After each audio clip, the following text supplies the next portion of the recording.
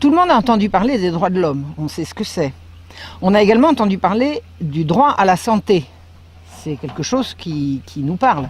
Mais est-ce que vous avez entendu parler des droits sexuels? Eh bien, c'est un projet qui est en cours, que j'ai lu, dont je vous donnerai les liens, parce qu'il faut absolument que toutes les familles soient au courant de ça. C'est un projet qui s'apprête à mettre la loi au service du sexe. Ah, les droits sexuels. La source que j'ai trouvée est du Planning Familial International, l'IPPF. Mais ce sont des documents qui circulent avec le tampon de l'Organisation des Nations Unies. Voilà. Alors de quoi s'agit-il? Qu'est-ce que c'est le droit sexuel? Eh bien, c'est le droit de connaître et de jouir d'une sexualité indépendante de la reproduction et d'une reproduction indépendante de la sexualité. Et ça va être un droit. Ça va relever du droit, donc de la loi. Voilà. À l'ONU, une certaine Najat Vallaud-Belkacem, bien connue des internautes de ce site, a dit « La santé et les droits sexuels et reproductifs doivent devenir une question prioritaire. » La priorité, c'est pas le chômage, c'est pas la guerre, c'est pas l'horreur et l'enfer qui s'avancent, non, c'est le fait de pouvoir ou non octroyer des droits sexuels. À qui, au fait? Ah bien, à tout le monde. Toute personne aura le droit d'exercer sa liberté de pensée, d'opinion et d'expression en matière de sexualité, d'orientation sexuelle, d'identité de genre.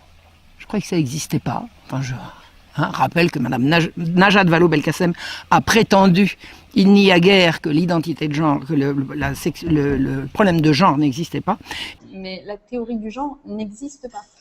Et de droits sexuels sans intrusion arbitraire ni limitation. Les droits sexuels sans limitation. Ça veut dire que l'interdit religieux va devoir être combattu. L'ordre public et la moralité publique devront donc être combattus puisqu'il ne faut plus qu'il y ait de limitation ni d'intrusion arbitraire. Donc il va être interdit d'interdire. Ça rappelle vaguement un certain programme de mai 68. À qui ce droit sexuel vont-ils être accordés? Eh bien, à tout le monde, y compris aux déviants de toutes sortes. Les droits sexuels sont les droits sexuels inaliénables et indivisibles.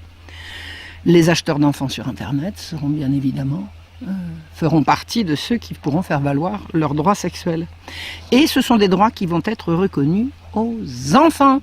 Et oui, le droit d'exercer le contrôle sur ce qui touche à sa sexualité, de choisir, là je fais une citation, de choisir ses partenaires sexuels, de rechercher à atteindre son plein potentiel et plaisir sexuel, et ce dans un contexte non discriminatoire et en tenant pleinement compte des droits d'autrui et des capacités évolutives de l'enfant. Ça veut dire quoi?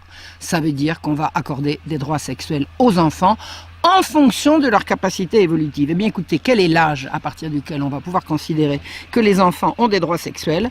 La réponse est venue de la bouche de Ban Ki-moon soi-même, qui le 30 mars 2012 à l'ONU a fait savoir que ce sera 10 ans. À partir de 10 ans, les enfants pourront jouir de leurs droits sexuels. Alors évidemment, à partir de 10 ans, ça veut dire que les droits sexuels des enfants vont s'opposer aux droits des parents.